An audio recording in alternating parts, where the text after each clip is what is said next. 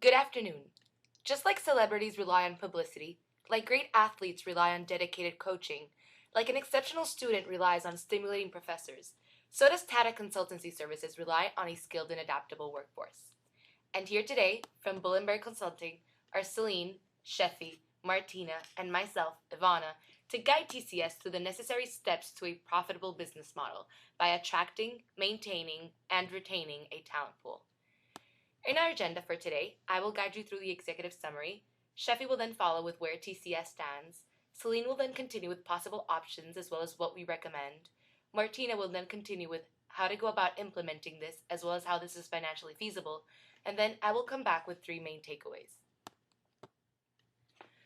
By investing in the development of human resources and focusing on a competitive and consistent business model, TCS will successfully achieve a growth in skilled and adaptable workforce between 2.7 and 3.4 thousand employees, leading to profits between 141 and 173 million US dollars by 2015. This means that by investing in human resources and focusing on a successful business model that's financially viable, TCS will increase the number of employees, all the while increasing profits. And now I will pass it on to Sheffy, who will continue with our current situation. Thank you, Ivana.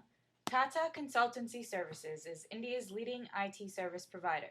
The firm's services cover the entire IT service value chain, including business solutions and outsourcing. TCS's strategy is driven by its global network delivery model, which was designed to ensure one global service standard for its worldwide clients. Through this strategy, the firm has become one of the top 10 global IT service providers, with 85% of its revenues in the Americas and Europe. In 2006, TCS recognized the urgency to establish operations in China for its multinational clients there. TCS found a lucrative niche in China's domestic financial sector, and the prospect of fast economic growth made it an attractive country to set up a global delivery center. TCS has three primary aims in the Chinese market. First, to learn how to provide delivery excellence through a focus on execution. Second, to develop a means to maintain product and service innovation to stimulate growth in the Chinese economy. And third, to acquire and develop skilled staff with the practical experience needed to maximize performance within TCS's value chain. Considering these aims, TCS's goals are to create a clear, leading business model and achieve a higher rate of talent acquisition and retention. Now, I will pass this on to Celine, who will discuss potential alternatives and our selected recommendation. Thank you, Sheffy. Moving forward, TCS has three alternatives: a local strategy, a global strategy, and a hybrid strategy. A local strategy would consist of increasing the portion of Chinese clients while maintaining Chinese culture within Tata. However, this defeats TCS's articulated near-market strategy and its global network delivery model, undermining the global scale of its business operations. This alternative is therefore not viable. A second strategy is the global strategy, which would consist of increasing multinational clients and maintaining a global culture. This, however, disregards the importance of Chinese culture embedded in Chinese business. A third alternative is the hybrid. A hybrid strategy would consist of hedging economic risk through the maintenance of a balanced mix of local and global business clients while embracing local customs while encouraging global culture. We recommend a hybrid strategy: to think global and act local. This strategy would have two parts. It would focus on human resources as well as the business model. Human resources itself is a three-pronged strategy: attract, train, retain. Firstly, attract. TCS should establish a partnership with the 5 software colleges established by China's education minister to produce industry-oriented graduates. TCS will gain the exclusive right of being the sole IT consultancy firm recruiting directly on campus, in exchange of recruiting investment and contribution to the schooling curriculum. By doing so, TCS will gain access to a pool of close to 30,000 qualified students per year. Second, train.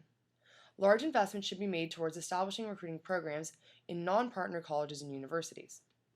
This should involve launching targeted marketing campaigns, company information sessions, and on-campus recruitment for major Chinese universities. This would also include training sessions implemented to introduce new recruits to TCS's values, further develop their technical skills, and reinforce continued learning. This continued learning would also consist of training programs which would include sponsoring English courses to promote a global culture and easily integrate TCS China into the TCS global network. Thirdly, retain.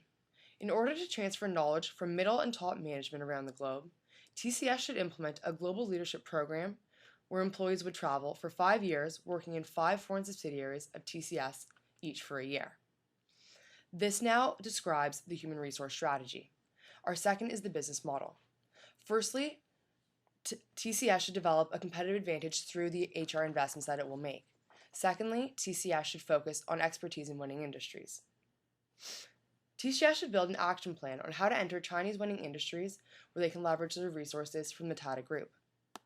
These winning industries are described as non-dominated industries with high growth rates and in which TCS skills and resources are leveraged.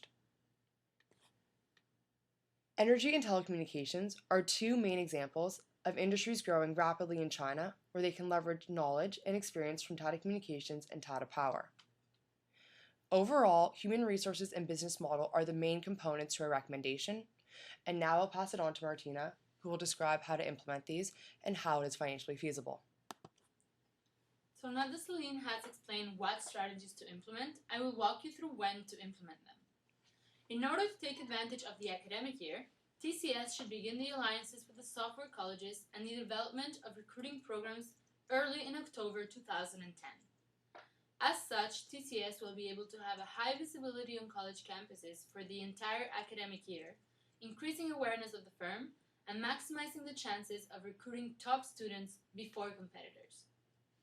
The development of training programs, global leadership programs, and the business case for entering winning industries should also begin in October 2010. Since the Chinese IT service industry is growing at a 20% rate, TCS should act fast in order to build a strong presence in China and not lag behind competitors. Once these programs are in place, in September 2011, they can be realized. The first class of recruits from software colleges will be hired, and they will be able to benefit from the English courses and the technical training developed. With the acquisition of this new staff, TCS will be able to enter new industries in September 2011 without sacrificing resources towards the current industries. As the IT service industry changes fast, these strategies should be closely monitored with continuous improvement and continuous evaluations in the long run. To successfully implement these strategies, it is imperative to increase the investment in recruiting and training so that employees and profits can consequently increase. So now I will walk you through the financials. In a realistic setting, through an investment of near $3.2 million a year in recruiting and training programs, TCS will be able to have 3,000 employees by 2015, which will translate in profits of about $154 million also in 2015.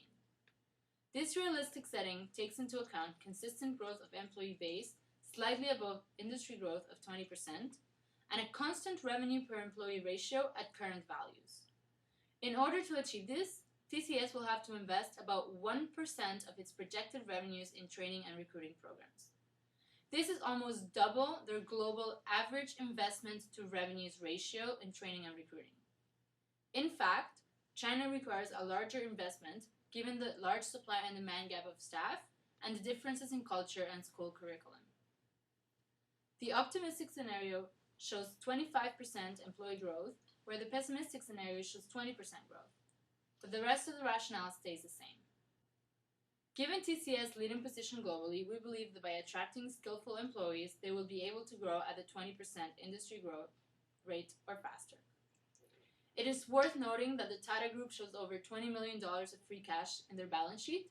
This means that they can finance the first year of training investment, where subsequent years will be financed through reinvestment of profits. Finally, in order to be able to attract optimistically 450 employees a year or less, TCS would only need to hire less than 2% of the pool of candidates graduating from partner colleges, which is the feasible target given the extensive investment put into recruitment. Now I will pass it on to Ivana, who will quickly wrap up. Thank you, Martina. So by attracting, training, and retaining a skilled and adaptable workforce, by focusing on entering winning industries, and by expanding the local and global client base in China, TCS will achieve all its desired goals. Thank you very much from everyone at Bull & Bear Consulting.